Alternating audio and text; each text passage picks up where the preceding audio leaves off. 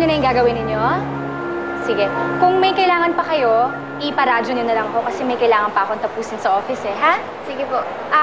Si Ivan na lang ang bahala sa inyo kung may kailangan kayo. Ivan? Yes, po. Ikaw na bahala sa kanila, ha? Yes, po. Sige. Sige po, salamat po. So, dito muna tayo mag-umpisa. Sige po. O, kayong dalawa. Samahan niyo ako. Puntahan tayo.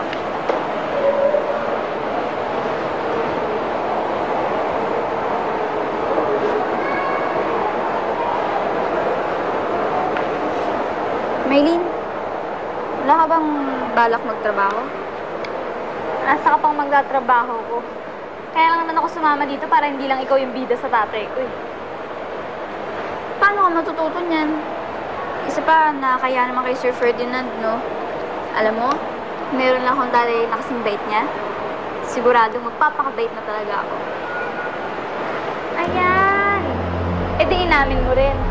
Gusto mo maging Puente Bella. Wala naman akong intensyon na ganun eh. Tumatanaw lang ako ng utang na loob sa tatay mo. Ay, naku, Catherine. Kahit pa anong pagpakitang gilas ang gawin mo, hindi ka magiging Puente Bella, no? Hindi mo maaagaw sa akin ng daddy ko. Tandaan mo yan. Tandaan mo yan.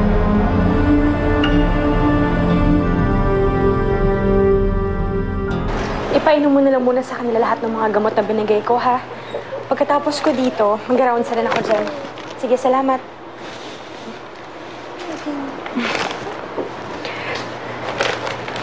May good news ako sa'yo. 3 kaming therapist na mag-a-assess. I'm sure papasa ka sa assessment. Alam mo, pagkatapos nun, pwede ka nang tumulong-tulong dito sa center. Marami ka na mapupuntahan. Lapit na ako labas sa ospital.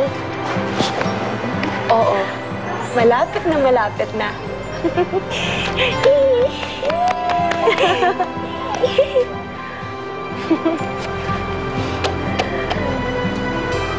Ang galing, no?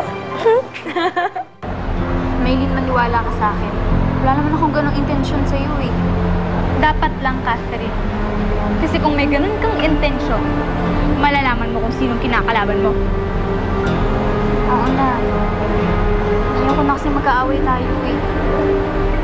Trabaho ka na. Dadrama ka pa eh.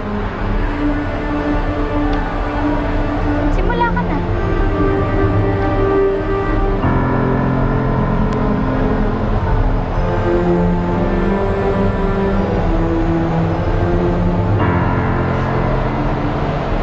Akin na yan! Akin na yan! Tama na yan!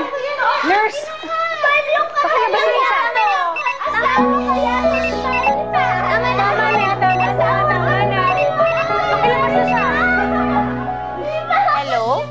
Hello? Si Trina ba to? Hindi po. Sino to? Si Ferdinand dito? Ferdinand?